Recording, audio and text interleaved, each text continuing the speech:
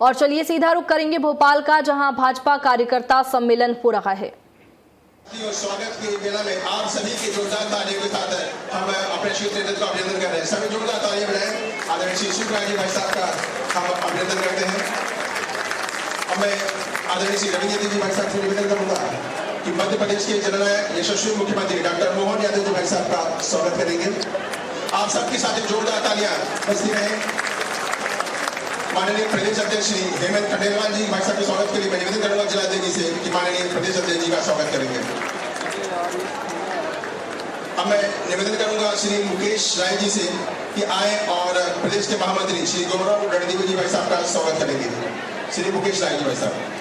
मैं निवेदन करूंगा जिले महामंत्री श्री प्रदीप शेखावत जी से कि आए और प्रदेश के महामंत्री श्री राहुल कोठारी जी का स्वागत करेंगे। मैं निवेदन करूंगा चेतन भार्गव जी से आए और संभाग प्रभारी डॉक्टर तेज बहादुर सिंह चौहान जी भाई साहब का स्वागत करेंगे। मैं निवेदन करूंगा अश्विनी राय जी से कि आए और माननीय जिला अध्यक्ष श्री रविंद्र यति जी का स्वागत करेंगे। श्रीमती वंदना जाचक जी से निवेदन है, आदरणीय श्रीमती वंदना जाचक जी से निवेदन है कि आए और माननीय विश्वास सारंगी भाई साहब का स्वागत करेंगे। श्री मनोज राठौर जी भाई साहब से निवेदन है कि वो आए और मध्य प्रदेश मंत्री आदरणीय दीदी श्रीमती कृष्णा गौरव जी का स्वागत करेंगे। श्री भीकम सिंह बघेल जी से निवेदन है कि आए और आदरणीय श्रीमती मालती राय जी महापौर जी का स्वागत करेंगे। श्री अजय पाटीदार जी से निवेदन है कि वो आए, आदरणीय श्री जसवंत सिंह हाड़ा जी भाई साहब का स्वागत करेंगे। श्री भाषी दीक्षित जी से निवेदन है कि वो आए और माननीय शैलेंद्र बरुआ जी प्रदेश उपाध्यक्ष जी का स्वागत करेंगे। आदरणीय दीदी श्रीमती गुरचंद चौकसी जी से निवेदन है कि वो मंच पर आएंगी और माननीय प्रदेश मंत्री श्री राजेंद्र सिंह जी भाई साहब का स्वागत करेंगी। श्री विनय बदलानी जी से निवेदन है कि वो आए और पूर्व विधायक माननीय श्री ध्रुव नारायण सिंह जी का स्वागत करेंगे। श्री पार्थ पाटीदार जी से निवेदन है कि वो आए और माननीय नगर निगम के अध्यक्ष श्री किशन सूर्यवंशी जी का स्वागत करेंगे। श्री शैलेंद्र निगम जी से निवेदन है कि वो आए और जिले के सम्मानीय महामंत्री श्री मुकेश राय जी का स्वागत करेंगे।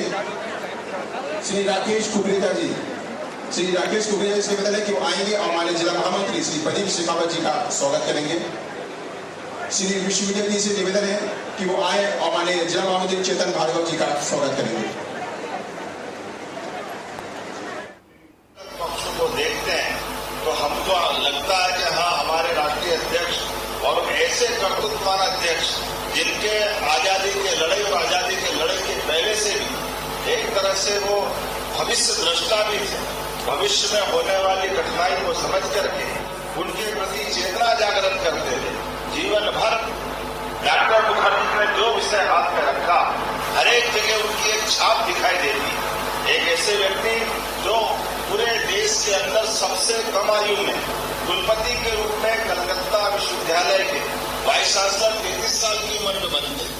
जन्मजात प्रतिभा के धनी थे, पढ़ने लिखने में भी बहुत होशियार और उनके बलबूते पर भारतीय संस्कृति आधारित शिक्षा के आधार पर शिक्षा को राष्ट्र निर्माण का कैसे योगदान दिया जा सकता है, इसमें भी उनकी बहुत स्पष्ट दृष्टि थी। इसी आधार पर अंग्रेजों के वो कुत्सित षड्यंत्रों का भी वो पर्दाफाश करते रहे।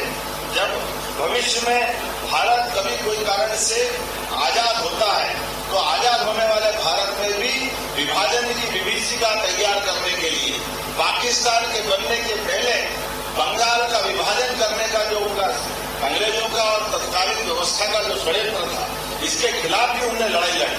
मुझे इस बात की प्रसन्नता भी है और हमको यह सबको गर्व भी होना चाहिए। यशस्वी डॉक्टर मुखर्जी के जीवन के उस दुखद पक्ष को भी हम जानते हैं, लेकिन उनको इस तरह से भी देखा जा सकता है। देश आजाद होता है, आजादी के बाद वो देश के कपड़ा उद्योग मंत्री, कानून और तमाम प्रकार की व्यवस्था को जानते हुए जब वो अपनी भूमिका अदा करते हैं, तो जब देश के अंदर 600 से ज्यादा रियासतों का विलीनीकरण होता है, उस विलीनीकरण के होने वाले एक बड़े महाअभियान में भी बारीक से बारीक चूक भी भविष्य में क्या तकलीफ देगी, ये कोई युग निर्माता ही जाना जा सकता है। इसलिए उस बारीक चीज को पकड़ करके डॉक्टर मुखर्जी ने विषय को सबके सामने लाए। जब एक देश, एक किसान, एक प्रधान, एक विधान होना चाहिए, तो ये एक देश में दूसरी बात कैसे हो सकती है? एक देश का तो एक ही प्रधानमंत्री होगा। एक देश का एक ही तिरंगा झंडा अगर पूरे देश ने अपनाया तो एक देश के अंदर दूसरा झंडा कैसे हो सकता है? एक देश का संविधान है तो अलग से कानून क्यों होना चाहिए? ये जम्मू कश्मीर को तत्कालीन प्रधानमंत्री पंडित जवाहरलाल नेहरू ने जो अलग से सुविधाएं दी, ये सुविधाएं भविष्य में बहुत घातक होगी।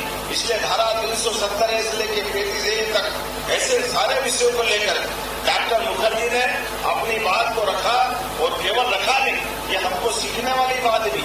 उस समय जब उनके इस विषय को लेकर आगे बढ़े तो उनको समर्थन उस तत्काल सरकार के माध्यम से नहीं मिला, तो अपने उस भारत सरकार के मंत्री पद को लात मान करके सामने खड़े हुए और सामने खड़े होकर के एक नया जनसंघ का दल बनाया और जनसंघ के दल के माध्यम से केवल दल बनाकर नहीं छोड़ा, तो उन्होंने अपने आप को कुर्बान किया।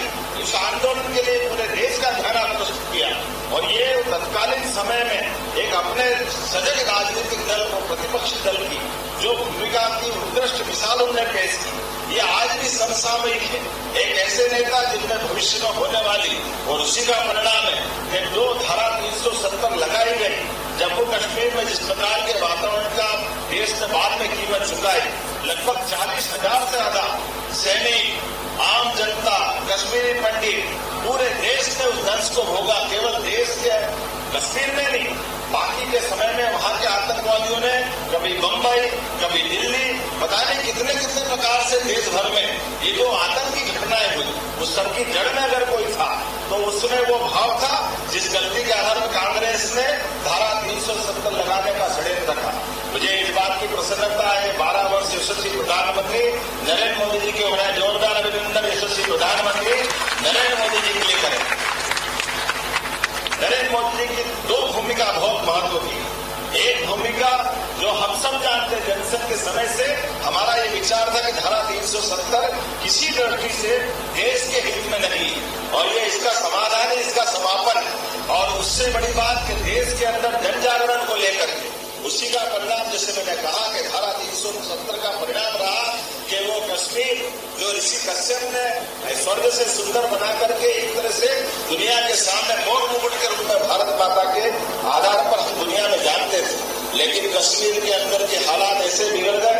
कश्मीर तो छोड़ो, श्रीनगर के अंदर लाल चौक के अंदर भी अपना राष्ट्रध्वज नहीं फहरा सकते। अपने देश के अंदर स्वतंत्र भारत में अपने राष्ट्रगान नहीं गा सकते, भारत माता की जय नहीं बोल सकते। इतनी तमाम प्रकार की कठिनाइयां उस राज्य के अंदर थी।